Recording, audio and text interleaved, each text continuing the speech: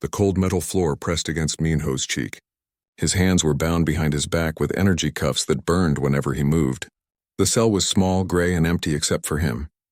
A single light panel in the ceiling flickered occasionally, casting strange shadows on the walls. He had been awake for 3 days. Or maybe 4. Time was hard to track in this place. The Krill didn't seem to care if their prisoners slept or ate. They just wanted information. Information Minho would never give them. The door hissed open. 2 Krill guards entered. They were tall, nearly 7 feet, with blue-gray skin and eyes that glowed faintly in the dim light. Their armor made soft clicking sounds as they walked. One grabbed Minho by the arm and pulled him to his feet. The other kept a weapon pointed at his chest. They dragged him through the corridors of the ship. Minho kept his eyes open, watching everything. Guard positions, door mechanisms, ceiling panels. He memorized it all. His body was a prisoner, but his mind was still free. Still planning. Still fighting. The interrogation room was larger than his cell. In the center sat a woman. No, not a woman. A Krill female. But she was different from the guards. She wore a uniform with silver markings on the shoulders. Her posture was straight and proud. When she looked at Minho, her glowing eyes studied him like he was a puzzle to solve. This was Princess Lyria. Minho had heard the guards whispering her name. Third in line for the Krill throne, a war commander with dozens of victories. She had personally overseen the attack on his colony, the attack that killed everyone he knew. The guards forced Minho into a chair across from her.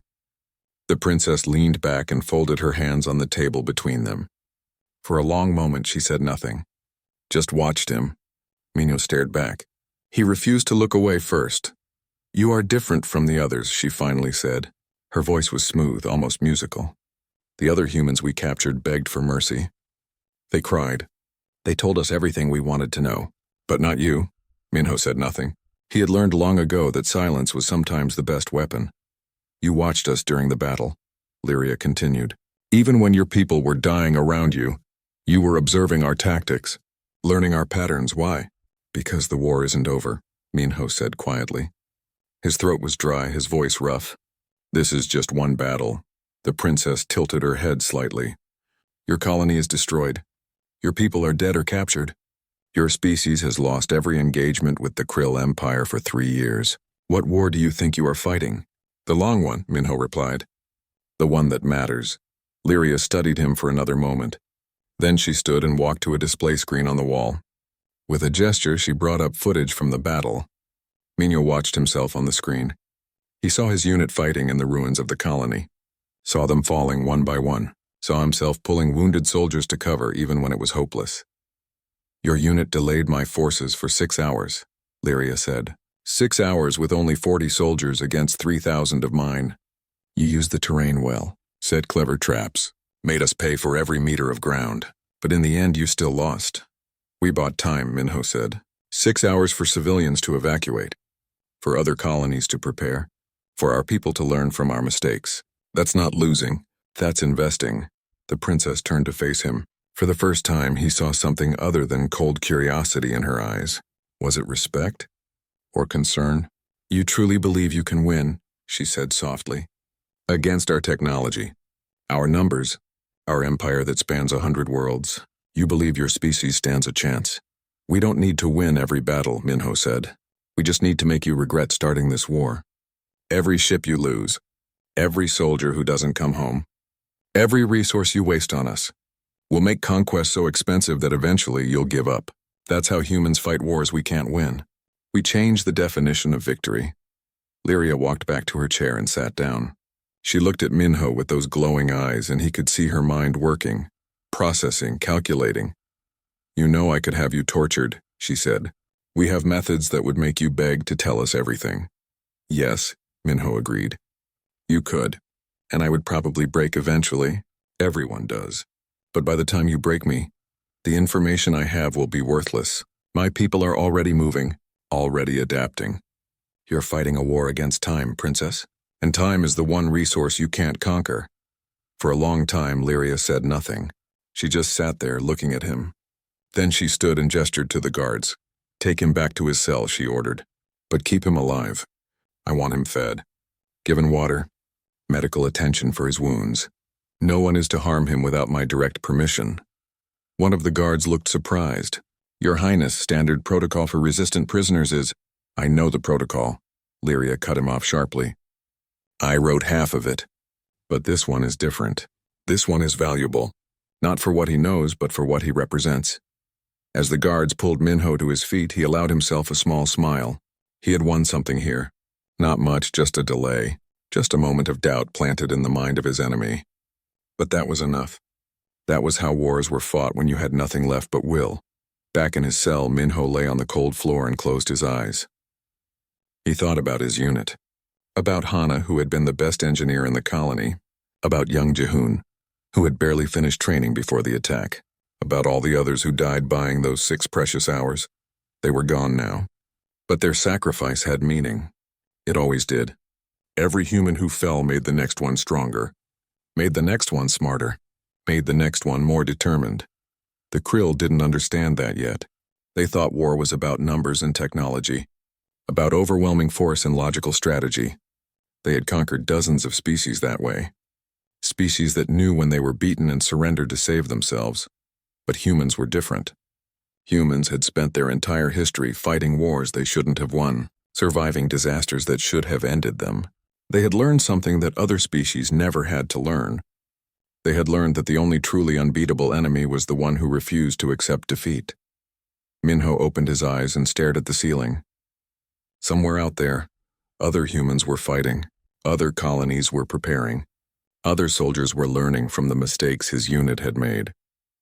The war was continuing with or without him, but he wasn't done yet. He was still alive, still thinking, still a soldier in a war that wouldn't end until one side gave up completely, and humans never gave up. It wasn't in their nature. The princess had called him valuable. She was right, but not in the way she thought. He was valuable because he was proof. Proof that humans couldn't be broken by force alone. Proof that they would fight with whatever they had, even if all they had was words and will. And soon, very soon, he would show them something else. He would show them that a prisoner in a cell was still a soldier on a battlefield. The battlefield had just gotten smaller. The weapons had just gotten subtler. But the war raged on. Minho smiled in the darkness of his cell. The Krill thought they had captured him. They thought they had won. They had no idea the battle was just beginning. 2 weeks passed slowly. Minho counted the days by the meals they brought him.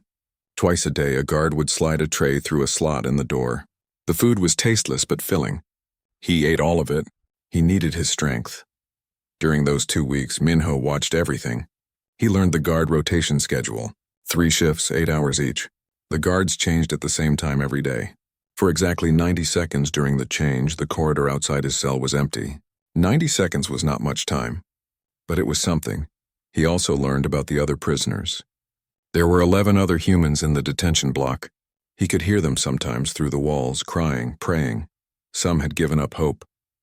But not all of them. One voice he recognized. Hana. She had been part of his unit, though he thought she had died in the battle. Hearing her voice made something tight in his chest loosen slightly. He wasn't completely alone. The Krill were not gentle with their prisoners, but they were predictable. They followed rules, procedures, everything had a system. That was their weakness. Systems could be broken. Rules could be exploited. On the 15th day, something changed. They moved the prisoners. One by one, guards came and took them from their cells. They were being transferred to different parts of the ship for interrogation. When they moved prisoners, they used restraints but no weapons. The Krill didn't think humans were dangerous enough to require armed escorts within the ship. That was their second mistake. When they came for Minho, he went quietly. 2 guards, no weapons, just like he expected. They walked him down the corridor, past other cells. As they passed one cell, the prisoner inside began screaming. It was Jihoon, the young soldier from his unit. He was alive too. Jihoon screamed about pain, about his stomach, about needing help. One of the guards stopped and opened the cell door to check on him. The other guard kept hold of Minho's arm but turned to watch. For just a moment, both guards were distracted. Minho moved fast. His hands were still bound, but he didn't need his hands. He drove his elbow into the throat of the guard holding him. The Krill made a choking sound and stumbled back. Before the other guard could react, Minho kicked him hard in the knee. There was a crack. The guard fell. Jihoon burst out of his cell. He wasn't sick at all. It had been an act, a distraction. He grabbed the fallen guard's tool belt and found the device that controlled the energy cuffs. With shaking hands, he deactivated Minho's restraints. More guards were coming. They could hear boots running down the corridor. Minho and Jihoon dragged the unconscious Krill into the cell and took their uniforms.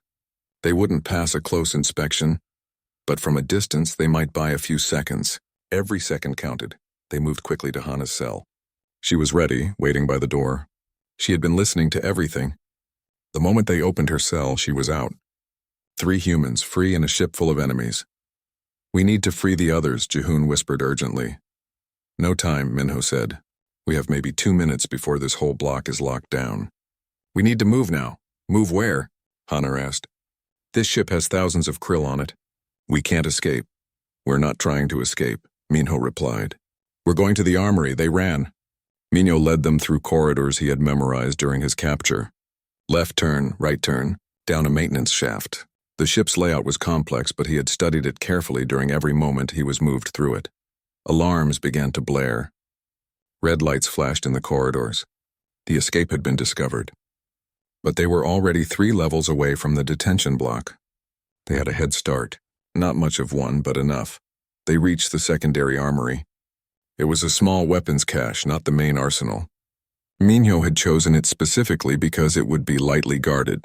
Sure enough, there was only one guard at the door. He saw them coming and reached for his weapon. Minho didn't give him the chance.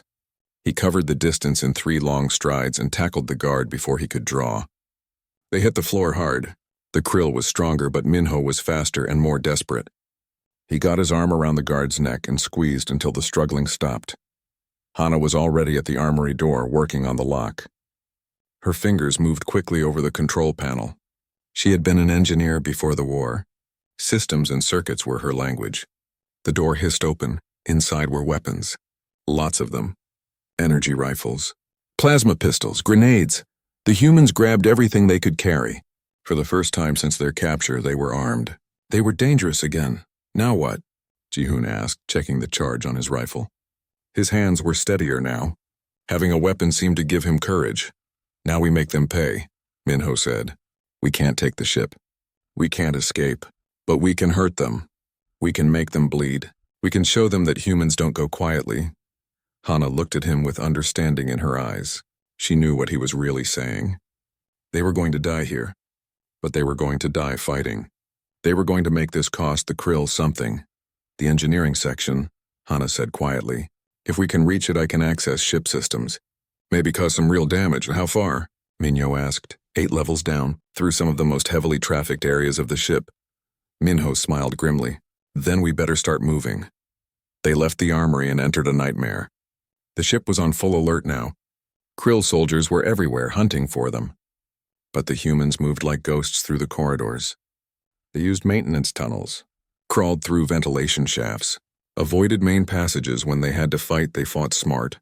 Quick ambushes, hit-and-run tactics, never stayed in one place long enough for the krill to surround them. They were outnumbered 1,000 to 1, but they made every shot count. Slowly, level by level, they descended into the ship. They lost track of time. Minutes blurred into hours. They were exhausted, running on adrenaline and determination, but they kept moving. On the command deck, Princess Lyria watched the chaos unfold on the monitors. 3 humans. Just 3. And they had turned her ship into a war zone. Her officers were shouting reports, casualties, damage, sectors sealed, systems compromised. "How is this possible?" Commander Tavik demanded. "They are unarmed prisoners. Primitives." But Lyria said nothing. She just watched the security footage, watched Minho lead his small group through her ship with precision and purpose. This wasn't random violence. This was strategy. This was warfare. And for the first time since taking command of this ship, Princess Lyria felt something she had never felt before. She felt afraid, not for her life, but for what these humans represented. They should have been broken. They should have given up. But they hadn't. And if 3 humans could do this, what could millions do? "Find them," she ordered coldly. "SEAL engineering. Send every available soldier. I want those humans stopped. Whatever it takes." But even as she gave the orders, she knew the truth. The damage was already done, not to her ship, to something far more important. These humans had damaged the myth of Krill invincibility.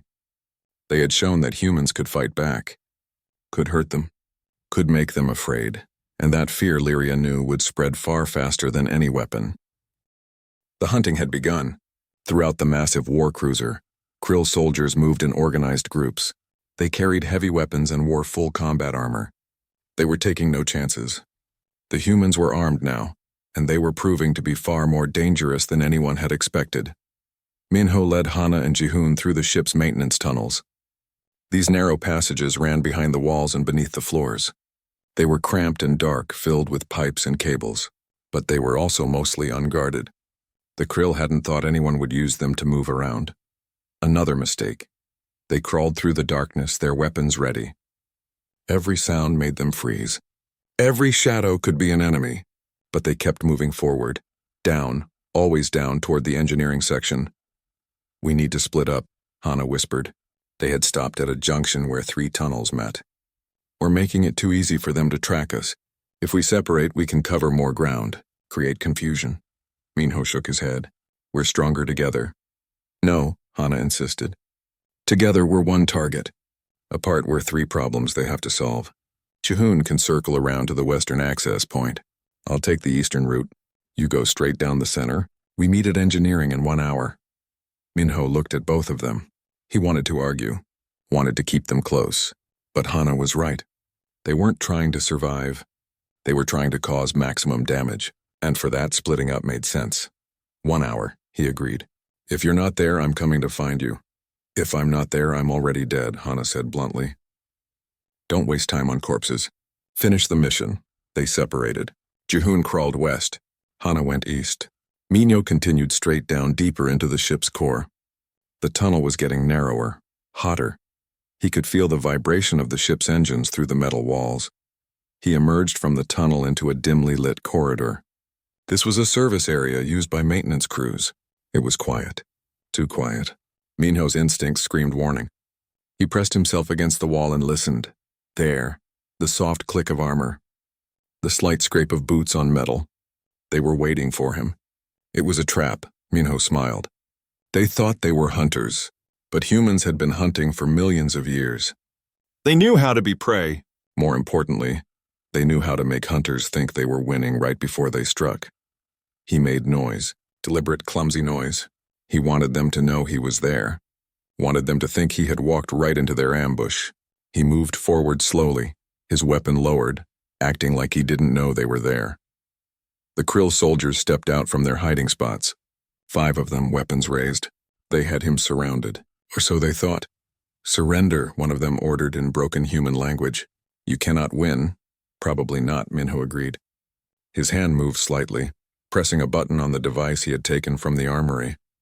"But I can definitely take you with me." The grenade he had placed in the maintenance tunnel behind him exploded. The blast tore through the corridor. Fire and shrapnel filled the air. The Krill soldiers were thrown forward by the force of it. Minho had already dropped flat, using a metal support beam for cover. Before the smoke cleared, he was moving. His rifle fired in short, controlled bursts. 1 Krill fell, then another. The remaining 3 tried to return fire, but they were disoriented, confused. They had expected an easy capture. They got a soldier who had been fighting his whole life. Minho didn't stay to finish the fight. He ran, disappearing into another tunnel. Behind him, he could hear the Krill shouting. "Calling for reinforcements. Good, let them chase him." Every soldier hunting him was a soldier not looking for Hana or Jihoon. Meanwhile, on another level, Jihoon was having his own problems. He had encountered a patrol of 4 Krill. Unlike Minho, he didn't have much combat experience. He was scared. His hands were shaking, but he remembered what Minho had taught him during training. Fear was just another feeling. You could work through it. He let the patrol pass him, stayed hidden in the shadows. Then when they were past, he followed them, quiet as a ghost. When they stopped at an intersection to check their scanners, he struck. His first shot took down the rear guard. The second hit another before they could react. The last 2 turned and fired, but Jihoon was already moving, using the corridor's turns for cover. He wasn't as fast as Minho, wasn't as calm, but he was learning, adapting. Every fight taught him something new. and he was still alive. That was what mattered. Hana had taken a different approach. She wasn't a soldier. She was an engineer, so she fought like one. She didn't engage the Krill directly. Instead, she sabotaged their systems. She sealed doors behind patrols, trapping them. She rerouted power, plunging whole sections into darkness. She created false sensor readings, making the Krill see enemies that weren't there. The ship's computer systems were sophisticated, but they weren't designed to resist someone who understood how they worked. Hana had spent years working with similar systems. She knew their weaknesses, and she exploited them ruthlessly. On the command deck, chaos reigned. Princess Lyria stood at the center of it, trying to make sense of the reports flooding in. The humans were everywhere and nowhere. Systems were failing. Patrols were reporting false contacts. Some sections were completely sealed off. "This is impossible," Commander Tavik said, his voice tight with frustration. "There are only 3 of them, 3. 3 humans, Lyria corrected quietly. We keep forgetting what that means."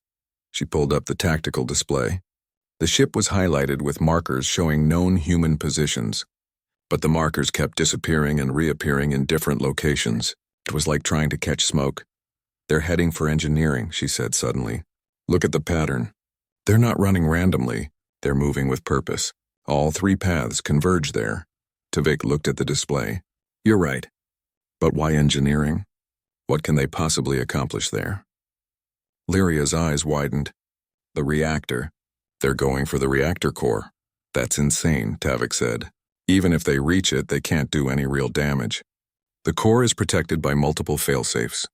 It would take a team of expert engineers hours to compromise it. One of them is an expert engineer," Lyria said coldly, "and I don't think they care how long it takes. They'll hold that position until they succeed or die trying." She turned to her officers. "SEAL engineering. I want every available soldier between here and there. If those humans reach the reactor, this ship is finished. Move now!" The command deck erupted into activity. But even as her crew scrambled to obey, Princess Lyria felt a cold certainty settling in her chest. The humans were already in position. She had underestimated them from the beginning. Underestimated their intelligence, their determination, their absolute refusal to accept defeat. She had made the fatal mistake that every conqueror eventually makes. She had assumed that superior technology meant superior warriors, that advanced weapons meant inevitable victory. But war, Lyria was learning, was not about technology. It was about will. It was about the determination to keep fighting even when logic said you should surrender. And in that arena, humans had an advantage that no weapon could match. They simply did not know when to quit. 36 hours. That was how long the 3 humans had been loose on the ship. 36 hours of running, fighting, and refusing to die. The Krill had thrown everything at them. Elite soldiers, heavy weapons, tactical teams. Nothing worked. The humans were like water, flowing around every obstacle, finding every weakness. But water eventually runs out. And so do humans. Minho reached the engineering section first. He was bleeding from a dozen small wounds. His stolen Krill armor was scorched and dented. He had used almost all his ammunition, but he was still moving, still fighting, still alive. The engineering section was massive. Huge machines filled the space, humming with power. Pipes as thick as tree trunks ran along the walls and ceiling. At the center of it all was the reactor core, a sphere of contained energy that powered the entire ship. Beautiful, deadly, and now, the only thing that mattered.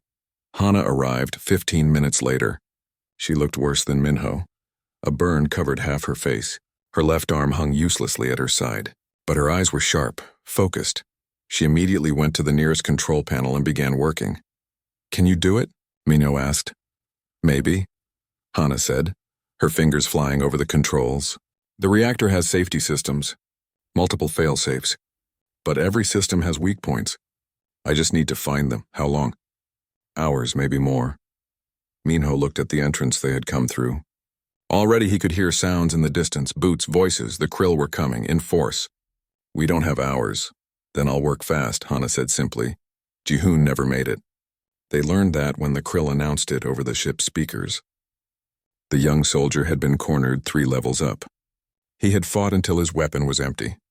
Then he had fought with his hands. In the end, he had died the way he lived, afraid but refusing to give up. Minho felt something cold settle in his chest when he heard the news.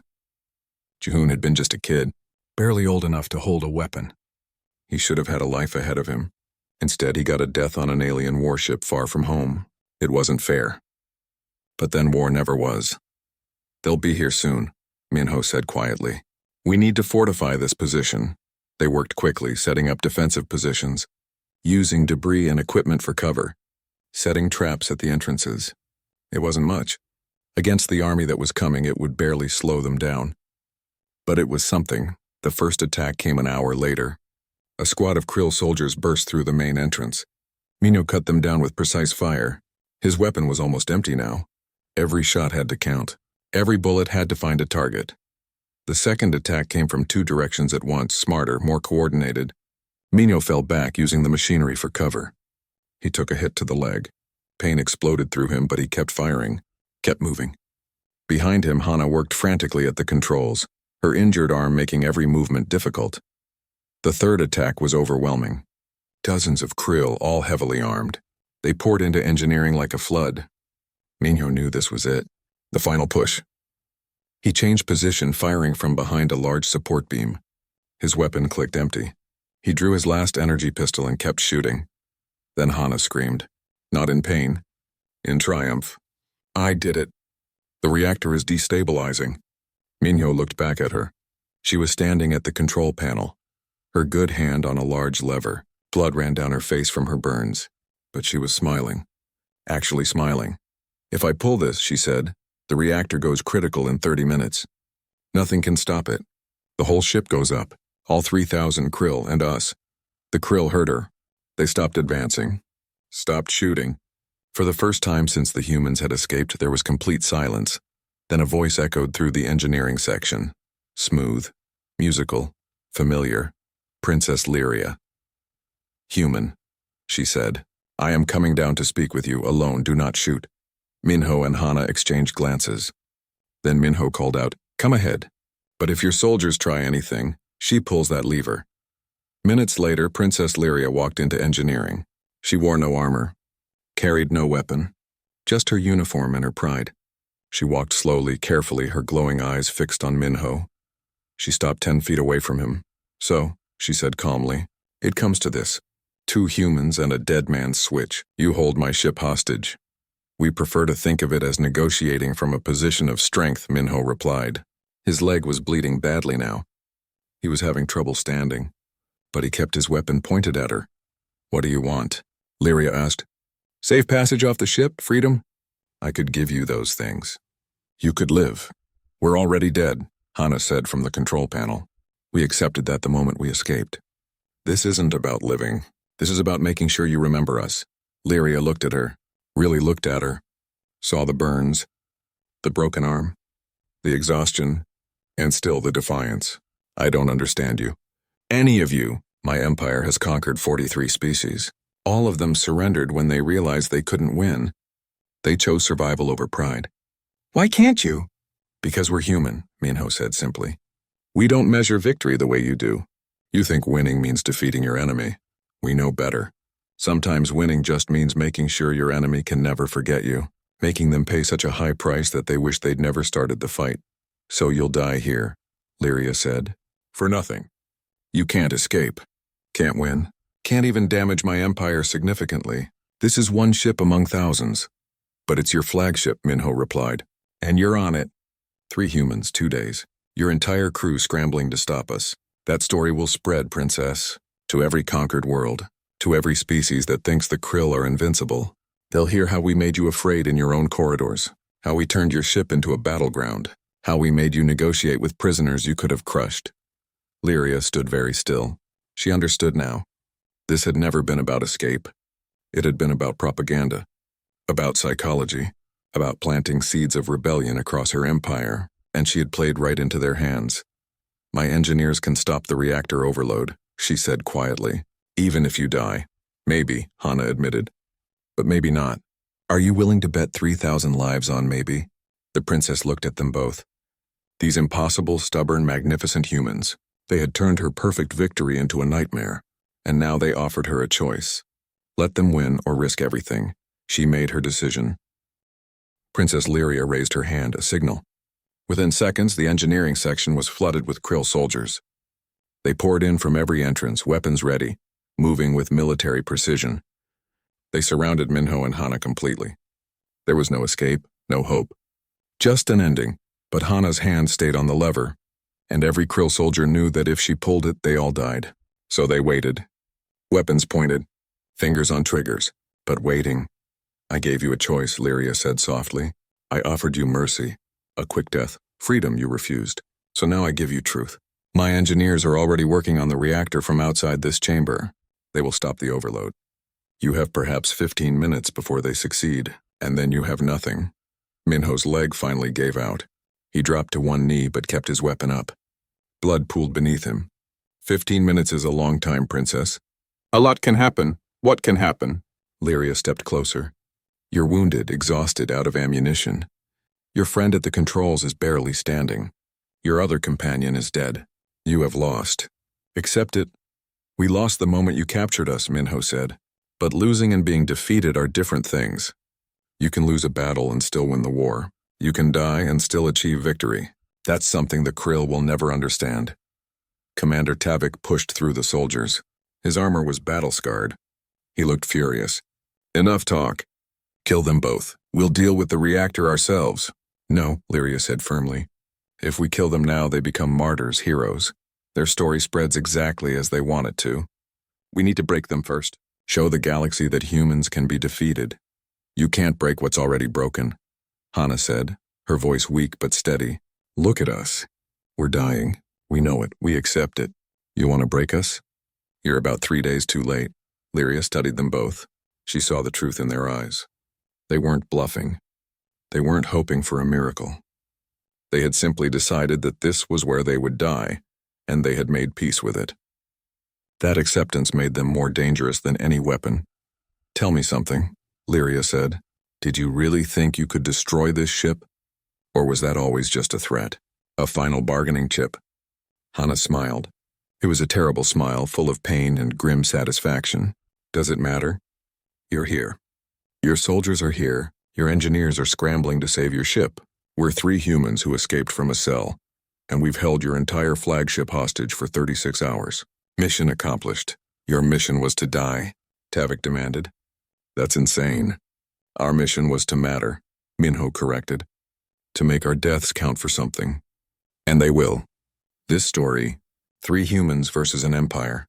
It'll spread.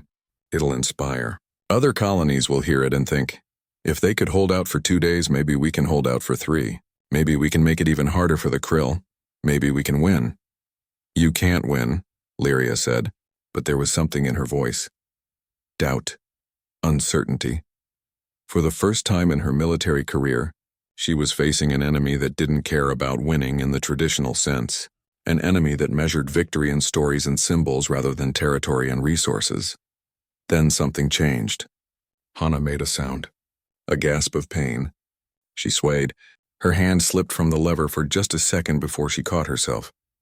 But everyone saw it. She was failing, her body giving out. Tavik saw the opportunity. He raised his weapon. She's losing consciousness! Take them now before— Oh, wait, Lyria ordered. But it was too late. Tavik fired. The energy bolt caught Hana in the chest. She fell backward, away from the control panel. Away from the lever, Minho screamed. He tried to stand, to reach her, but his leg wouldn't support him. He fell, crawled toward her. But she was already gone. Her eyes were open, staring at nothing. The Krill soldiers moved in, weapons ready to finish it, to end this nightmare once and for all. But Lyria raised her hand again. Stop. All of you, stop. She walked to Minho, looked down at him. He was on the floor, bleeding, one hand reaching toward Hana's body. Tears ran down his face. Not tears of fear. Tears of loss, of grief, of rage that had nowhere left to go. Lyria drew her sidearm. A small, elegant weapon, efficient, quick, painless, she pointed it at Minho's head. I could make it quick, she said quietly. One shot, no pain. You've earned that much. You fought well. Better than any enemy I've ever faced. I can give you an honorable death. Minho looked up at her. Through his tears, through his pain, he looked at her with those eyes. Those human eyes that held something the Krill had never possessed.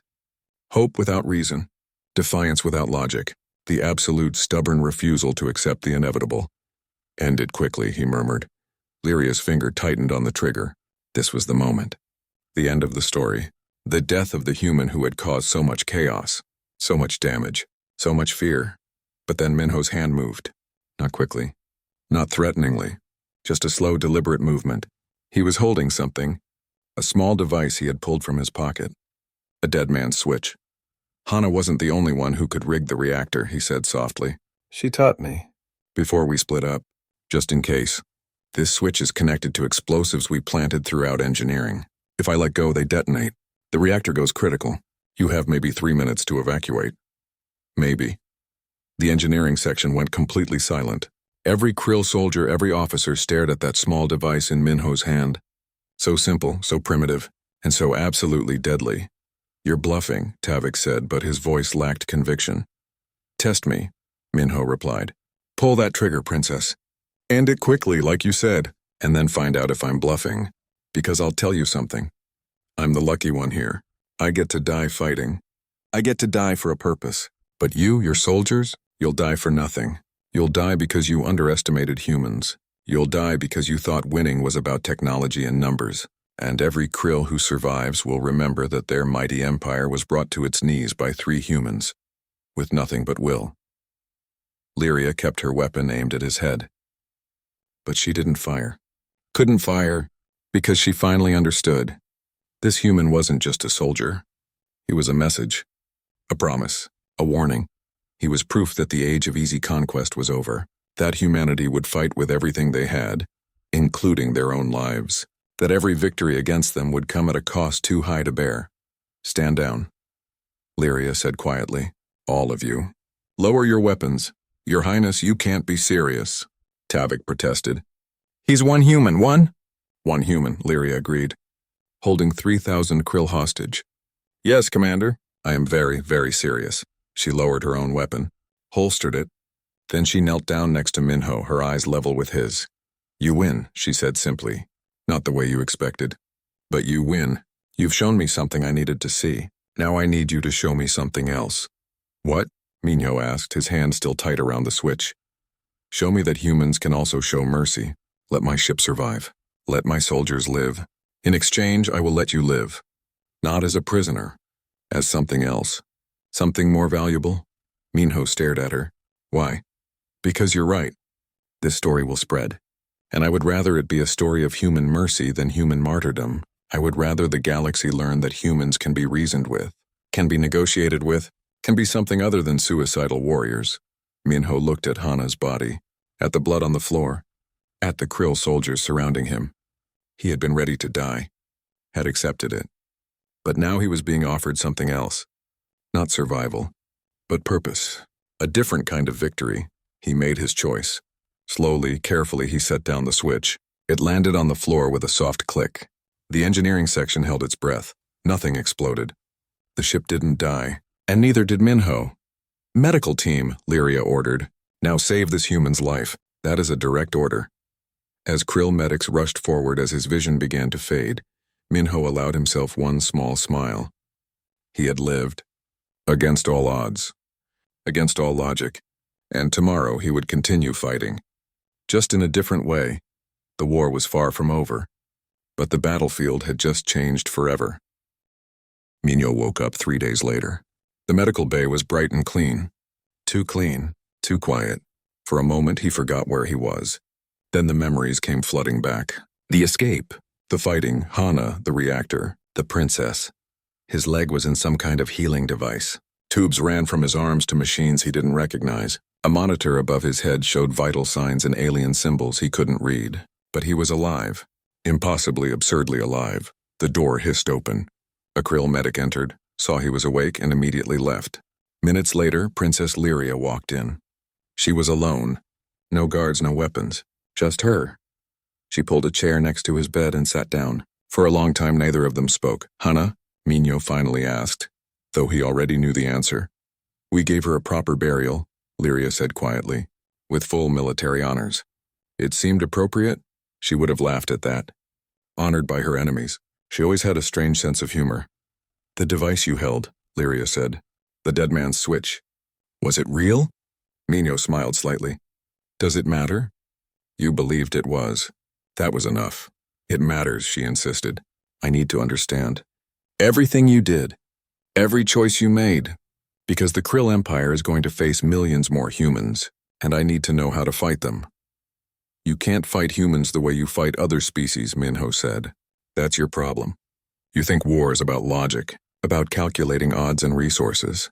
But humans don't work that way. We fight with our emotions, our pride, our absolute refusal to give up even when we should. That's suicide, not strategy. Sometimes they're the same thing, Minho replied. Humans have survived extinction events. Ice ages, plagues, wars, we shouldn't have made it. But we did. Because we're too stubborn to die, too proud to surrender, and too crazy to realize when we're beaten.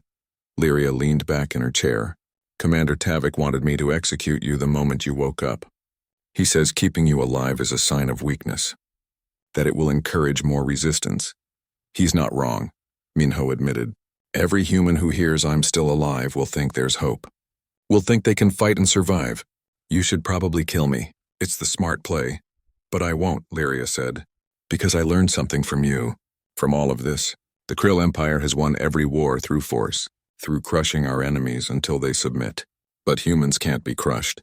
You bend, you adapt, you survive. And if we try to crush you, we'll just make you stronger. So what will you do? Minho asked. Keep fighting a war you can't win? I don't know yet, she said honestly. But I know that killing you would be a mistake. You're more valuable alive, as a symbol, as a connection, as proof that the Krill can show mercy. I'm not asking for mercy, Minho said coldly. I'm a soldier. I know what I signed up for. I know, Lyria replied. But mercy isn't always about what the recipient wants. Sometimes it's about what the giver needs. And right now the Krill Empire needs to show that we're not monsters, that we can be something other than conquerors. Before Minho could respond, the door opened again. Commander Tavik entered, his expression dark. Your Highness, we have a situation. What kind of situation? Human forces. 3 sectors have launched coordinated attacks. They're hitting supply lines, communication stations, patrol routes. It's organized, precise. They knew exactly where to strike. Minho felt something cold settle in his stomach. The attacks had begun. The real war was starting. And he was stuck here, trapped in a medical bay on an enemy ship. Lyria stood. How bad? Bad. They're using our own intelligence against us. Hitting targets we thought were secret. Either they have spies in our fleet or, Tavik glanced at Minho, or they had someone gathering information while pretending to be a prisoner. I didn't tell them anything, Minho said. But even as he spoke, he realized the truth. He didn't have to. Hana had accessed ship systems, had downloaded data, had sent it out before they were stopped. The escape hadn't just been about propaganda. It had been about intelligence gathering. Lyria understood too. She looked at Minho with something like respect. It was never just about dying, was it? Every action had multiple purposes. The escape distracted us. The fighting gave Hana time to work. The reactor threat gave her cover. And while we were all focused on stopping you, she was stealing everything she could from our systems. We're soldiers, Minho said simply. We do what we have to do. Kill him, Tavik demanded. Now, before he does any more damage. No, Lyria said firmly. The damage is done. Killing him now changes nothing. And it would make him a martyr. We'd be playing right into human hands again. Then what do we do with him? Lyria thought for a moment. Then she made a decision that would change everything. We keep him alive. We keep him healthy. And we let the humans know we have him. Not as a prisoner. As a guest. As proof that the Krill can treat captured soldiers with honor. That's insane. Tavik protested. They'll never believe it. They'll think it's propaganda. Maybe, Lyria agreed. But maybe not. Either way, it's better than creating another hero for them to rally around. This human has already cost us too much. I won't let him cost us more by dying. She turned back to Minho. You wanted to matter. You wanted your death to mean something. Well, I'm denying you that. You're going to live. You're going to recover. And you're going to watch as I try to find a way to end this war without destroying both our species. You can't end a war alone, Minho said. No, Lyria agreed. But I can try. And maybe, just maybe, you can help. Not as an enemy, but as someone who understands humans in a way I never will. She left before he could respond. Tavik followed, still arguing. And Minho was left alone with his thoughts. He thought about Hana, about Jihoon, about all the people who had died. They had sacrificed themselves for the mission. And the mission had succeeded. The data had been transmitted. The attacks had begun. The war was escalating, but now he faced a new question. What did he do with this unexpected survival? Did he try to escape again? Try to return to human forces? Or did he do something else? Something unexpected? The princess wanted peace. Or at least she wanted to understand. That was more than most enemies offered. And maybe, just maybe, that understanding could save lives. Both human and Krill Minho closed his eyes. His leg hurt. His body was exhausted. But his mind was racing. He had been given something rare. Something precious. A choice, not death, not surrender, but something in between. He could keep fighting the same war the same way, or he could try something different, something that might actually end the killing. It was the hardest decision he had ever faced, because fighting was easy. Fighting was what he knew. But peace? Peace required courage he wasn't sure he had. He thought of Hana's last words. Finish the mission. But what was the mission now? What did victory look like when you survived the battle you were supposed to die in? Minho didn't have the answer. Not yet. But for the first time since his capture, he had time to find it. Time to think. Time to plan. Time to decide what kind of soldier he wanted to be. The war was far from over. But the battlefield had shifted again. And this time Minho wasn't sure which side he was fighting for. Or if sides even mattered anymore. 3 weeks passed. Minho's leg healed slowly. The Krill medical technology was impressive, but even they couldn't fix everything overnight. He spent his days in the medical bay under constant guard but treated well. They brought him food, gave him books to read, even provided access to news reports. That was how he learned what was happening in the wider war. Human forces had used the intelligence Hana gathered to devastating effect. Supply convoys destroyed. Communication stations knocked offline. 3 Krill patrol ships ambushed and captured. The Empire was bleeding, but the Krill were learning too. They adapted their tactics, changed their patterns, started treating humans as real threats instead of primitive annoyances. The war was escalating. Both sides were taking heavy casualties. Princess Lyria visited him often. Sometimes they talked about the war, sometimes about their species, their cultures, their histories. She wanted to understand humans, and slowly Minho began to understand Krill. He learned that the Krill weren't evil. They were simply following their nature. Their entire civilization was built on order, on hierarchy, on the belief that the strong should lead and the weak should follow. Conquest wasn't cruelty to them. It was bringing order to chaos, but humans were chaos. They didn't fit into the Krill worldview. They refused to follow the rules, refused to accept their place. And that terrified the Krill more than any weapon. One day Lyria arrived with news. High Admiral Kresh is coming to inspect the ship. He wants to see you, wants to question you personally. Let me guess, Minho said. He's not happy about your decision to keep me alive. That's putting it mildly, Lyria replied. He thinks I've gone soft, that I'm sympathizing with the enemy. He wants me removed from command, and he wants you executed as an example. Will he succeed? Maybe. He has the authority. And he has the support of the hardliners in the fleet. They see you as proof that humans are too dangerous to keep alive, that the only solution is extermination. Minho felt cold. Not for himself. He had accepted death before. But extermination? That meant every human colony. Every ship. Every settlement. Billions of lives. They can't do that. Even the Krill have limits, do we? Lyria asked quietly. We've conquered 43 species. Some surrendered. Some fought. But all of them eventually accepted Krill rule. Because we gave them that choice. Serve or die. But humans won't serve. So what choice does that leave? Peace, Minho said. You could choose peace.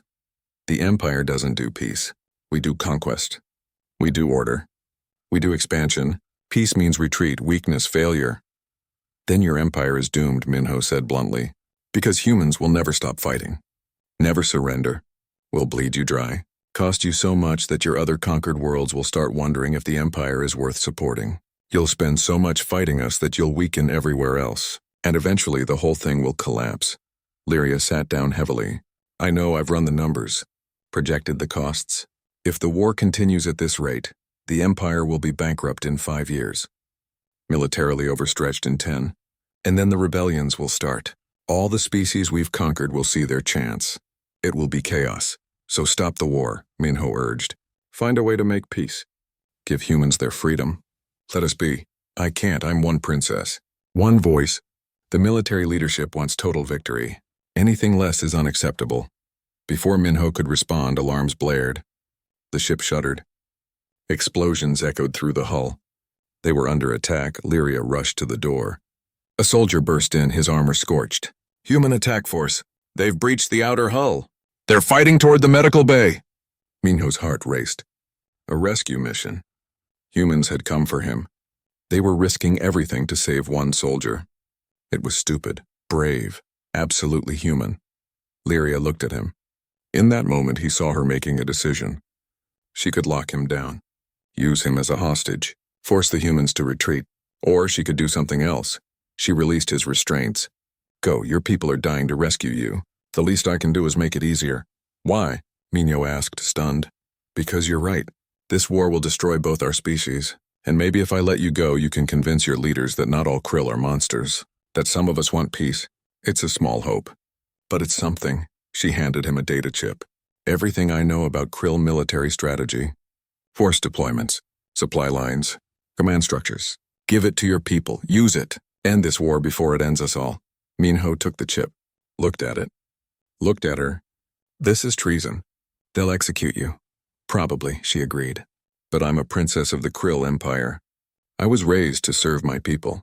And right now, my people need peace more than they need another victory, even if they don't know it yet. Sounds of fighting grew closer, human voices shouting orders. Krill weapons firing. The rescue team was almost here. Thank you, Minho said simply. It wasn't enough. Could never be enough. But it was all he had. Lyria nodded. Don't waste this chance. Make it count. Make it matter. That's what humans do, right? The door exploded inward. Human soldiers poured in, weapons ready. They saw Minho standing, saw the princess, saw the situation and started to aim at her. Don't, Minho shouted. She's letting me go. Stand down. The leader of the rescue team, a woman named Sora, looked at him with hard eyes. She's the enemy. We should kill her. She's also our best chance at ending this war, Minho said firmly. Trust me, please, Sora hesitated, then lowered her weapon. We need to move, now. This ship is crawling with krill. Minho looked back at Lyria one last time. She stood alone, having betrayed everything she was raised to believe in, having chosen peace over pride, hope over duty. When this is over, he said, when the war ends, find me. We'll share a drink and talk about old times. Lyria smiled slightly. If we both survive that long, now go. Before I change my mind, the humans ran, through corridors filled with smoke and fire, past krill soldiers too busy fighting to stop them, to the breach in the hull where their ship waited. They escaped, taking Minho with them, taking the data chip, taking hope. Princess Lyria watched them go. Then she turned to face Commander Tavik, who had just arrived with reinforcements. His face was twisted with rage. You let him escape, Tavik said coldly. You betrayed the Empire. I saved the Empire, Lyria corrected. You just don't know it yet. High Admiral Kresh will have you executed for this. Perhaps, she agreed. But I'm still a princess. Still third in line for the throne. He'll have to prove treason. And that will take time. Time for humans to use the information I gave them. Time for the costs of this war to become impossible to ignore. Time for other voices in the Empire to start asking if extermination is really the answer. She walked past Tavik, her head high. I suggest you prepare your reports carefully, Commander, because when the historians look back on this moment, they'll ask one question. Did we choose wisdom or pride? Did we choose survival or glory? I've made my choice. Now you make yours. Weeks later, on a human command ship, Minho stood before the military council. He presented the data chip, explained everything that had happened, told them about Princess Lyria's choice. Sora, now revealed as one of the resistance leaders, spoke first. This could be a trap. False information meant to lead us into an ambush.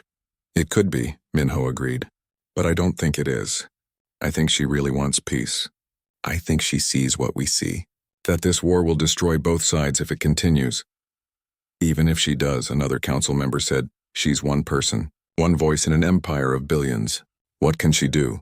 She gave us a weapon, Minho replied. Not just military intelligence, but proof that the Krill aren't united, that some of them doubt. That there's a crack in their empire we can exploit. Not with violence, but with hope. With the promise of something better than endless war. The council debated, argued, questioned. But in the end, they decided to use the information. To launch targeted strikes that would hurt the Krill military while minimizing civilian casualties. To send messages to conquered worlds that humans fought for freedom, not revenge. To offer terms. Not surrender, but cooperation. It was a gamble. A huge risk. But humans were good at those. Months passed. The war continued, but differently. Human forces used Lyria's intelligence to devastating effect, but they also broadcast messages, offered terms, showed that they could be reasonable, that they didn't want to destroy the Empire, just wanted to be left alone. And slowly, other voices in the Krill Empire began to speak up. Voices that questioned the cost, that wondered if peace might be possible. Princess Lyria's voice among them growing stronger. The war wasn't over. Wouldn't be over for years. But the path to its end had been opened. By 3 humans who refused to die quietly. By a princess who chose wisdom over pride. By soldiers on both sides who were tired of killing and ready for something else. Minho stood on the observation deck of the command ship, looking out at the stars. Somewhere out there, Princess Lyria was fighting her own battle. A battle of words and politics instead of weapons. But no less important, he thought about Hana, about Jihoon, about all the others who had died. They had wanted their deaths to matter, to mean something. And they did. They had sparked a change. Not the change they expected. But change nonetheless. The galaxy was a big place, full of species and empires and conflicts. But humanity had proven something important.